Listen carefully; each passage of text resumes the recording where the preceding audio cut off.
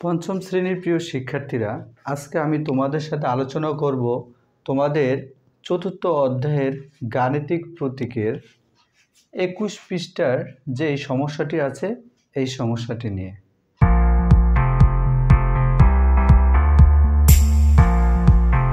Hello viewers, সবাইকে জানাচ্ছি লাইসেম একাডেমির পক্ষ থেকে শুভেচ্ছা এবং স্বাগতম। তোমরা যদি বোর্ডে খেয়াল করো, তোমাদের চতুর্থ অধ্যায়ের 21 পৃষ্ঠার খালি ঘরে ছোট, সমান এবং বৃহত্তর এর মধ্যে থেকে সঠিক প্রতীক বসায়। এখানে আমি দুইটা অঙ্ক তুলেছি। 1 নম্বর অঙ্ক হচ্ছে 5 যোগ 3 বিয়োগ 2 খালিঘর, 5 যোগ 5 বিয়োগ 2। আর 2 নম্বর অঙ্ক হচ্ছে 4 গুণ 7 ভাগ 2 খালিঘর, 4 গুণ 6 ভাগ 3। এই যে দুইটা অঙ্ক তুলেছি, এই দুইটা অঙ্ক খুব সহজে তোমরা কিভাবে বুঝতে পারবে এই বিষয় নিয়ে আজকে আমি তোমাদের সাথে আলোচনা করব। 1 নম্বর যে অঙ্কটা আছে, আমরা যদি 1 নম্বর অঙ্কটা যদি আমি এখানে সমাধান করি, 1 নম্বর যে অঙ্কটা সেটা হলো 5 যোগ 3 বিয়োগ 2 খালিঘর,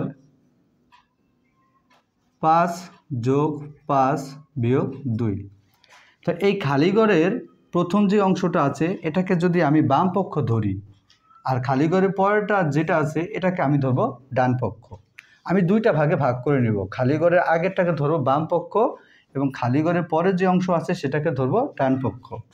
তাহলে বাম পক্ষে যা আছে আমি প্রথমে তার মানটা আগে বের করব।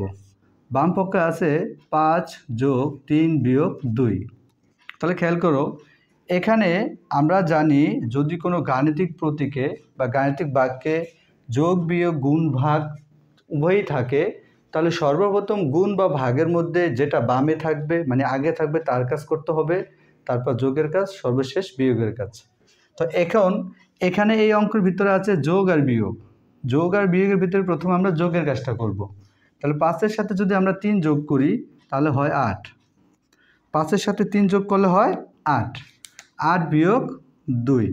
এরপর দেখো 8 থেকে যদি 2 বাদ দেওয়া হয় তাহলে থাকে 6। এটা হচ্ছে আমার বাম পাশের যে মান তা। এবার খালিঘরে যে পরের অংশটা আছে সেটাকে যদি আমি ডান পক্ষ ধরি, ডান পক্ষ, খালিঘরের পরের অংশটাকে আমি যদি ডান পক্ষ ধরি এবং ডান পক্ষের মানটা আমি এখন বের করব, 5 যোগ 5 বিয়োগ 2। তাহলে এখন দেখো তোমরা এই যে গাণিতিক বাক্যটা আছে এর ভিতরে যোগ আছে আর বিয়োগ আছে, তাহলে প্রথমে আমরা যোগের কাজ করব। তাহলে 5-এর সাথে 5 যোগ করলে হয় 10। 10 থেকে আবার 2 বাদ দিতে হবে। তো 10-এর থেকে যদি 2 বাদ দেয় তাহলে থাকে 8। তোমরা যদি একটু খেয়াল করো, এখানে 6 আর 8। এখন খালি ঘরে মাঝখানে যে খালি ঘরটা আছে এই 6 আর 8-এর মাঝে কোন প্রতীকটা বসবে, ছোট, বড় নাকি বৃহত্তর? এখন দেখো 6-এর থেকে কিন্তু 8 বড়, তাহলে আমরা যেটা বড় সেই দিকে চিহ্নটা বসাবো। তাহলে আমাদের ফলাফল আসলো কি, 6-এর থেকে 8 বড়, 6-এর থেকে 8 বড়। এবং খালি ঘরে এই 3টা প্রতীক আমাকে বসাতে হবে। এখানে যে 3টা সম্পর্ক প্রতীক আছে এই 3টা সম্পর্ক প্রতীক আমাদেরকে বসাতে হবে। আমার বাম পক্ষে যে মানটা বের হয়েছে তার মান হচ্ছে 6 এবং ডান পক্ষের যে মানটা বের হয়েছে তার হচ্ছে 8। তাহলে আমরা জানি 6 থেকে 8 বড়, 6 থেকে 8 বড় হয়। তাহলে আমরা সুতরাং দিয়ে কী লিখবো উত্তরটা? সুতরাং দিয়ে আমরা লিখব 5 যোগ 3 বিয়োগ 2 খালিঘর, 5 যোগ 5 বিয়োগ 2। তাহলে এই যে খালিঘর আছে এই খালিঘরে আমরা মানে বড় চিহ্ন বসাবো, মানে 6-এর থেকে 8 বড়। তার মানে এই পাশের মানটা থেকে বাম পক্ষের মানটা থেকে ডান পক্ষের মানটা বড়, তার যেটা বড় এটা সেদিকে ফেরানো থাকবে। এই হচ্ছে আমাদের 1 নম্বর অঙ্কের ফলাফল। এরপর যদি আমরা 2 নম্বর অঙ্কটা করি, 2 নম্বর অঙ্কটা যদি আমি এখানে করি, খেয়াল করো তোমরা, 2 নম্বর 4 গুণ 7 ভাগ 2 খালিঘর, 4 গুণ 6 ভাগ 3। এখন এই যে খালিঘর আছে, সরি এখানে 2 আছে, এই যে এখানে খালিঘর আছে, এই খালিঘরের বাম পাশের অংশটাকে যদি আমি বাম পক্ষ ধরি এবং ডান পাশের অংশটাকে যদি আমি ডান পক্ষ ধরি তাহলে আমরা খুব সহজে সমাধানটা করতে পারবো। তাহলে বাম পক্ষ ধরলাম আমি এটাকে, বাম পক্ষ, খালিঘরের আগের অংশটাকে বাম পক্ষ। তাহলে বাম পক্ষের মানটা এখন আমরা বের করব।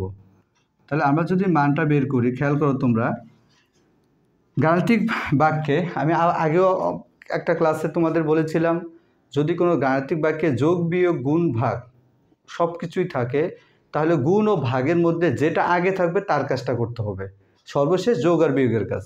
তাহলে এখানে দেখো গুণ আর ভাগের ভিতরে গুণটা আগে আছে, তার মানে আমরা আগে গুণটার কাজ করব। তাহলে 4 × 7 = 28। 28কে যদি আমরা 2 দিয়ে ভাগ দিই আবার থাকে 14। এটা হচ্ছে আমার বাম পক্ষের ফল। এবার যদি আমি ডান পক্ষের ফলাফলটা বের করি,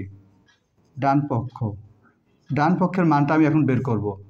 ডান পক্ষে আছে 4 × 6 / 3। খেয়াল করো তোমরা, এখানেও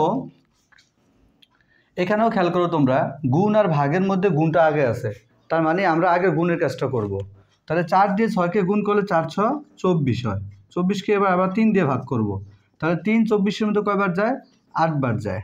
এবার তোমরা একটু খেয়াল করো, সুতরাং এখানে বেরোচ্ছে 14, বাম পক্ষের মান বেরোলো 14 এবং ডান পক্ষের মান বেরোচ্ছে 8। এখন আমি 8-এর থেকে 14 বড়, তার মানে যেটা বড় আমরা সেই প্রতীকটা ব্যবহার করব। এটা হচ্ছে সম্পর্ক প্রতীক। 8-এর চাইতে 14 বড়। আমরা যখন উত্তরটা লাগবো তখন কীভাবে লাগবো? সুতরাং আমরা অঙ্কটা তুলব। 4 × 7 / 2 খালি ঘর 4 × 6 / 3। এখন আমার 8-এর থেকে 14 বড়, তার মানে বাম পক্ষের মানটা বড়, তাহলে যেদিকে বড় আমরা সেদিকে চিহ্নটা ফিরিয়ে দেব। প্রিয় শিক্ষার্থীরা, আশা করি খুব সহজেই তোমরা বুঝতে পেরেছো। যদি আমার ক্লাসগুলো তোমাদের ভালো লাগে তাহলে অবশ্যই লাইক, কমেন্ট, শেয়ার এবং সাবস্ক্রাইব করে আমার চ্যানেলটির সাথে থাকো। ধন্যবাদ সবাইকে।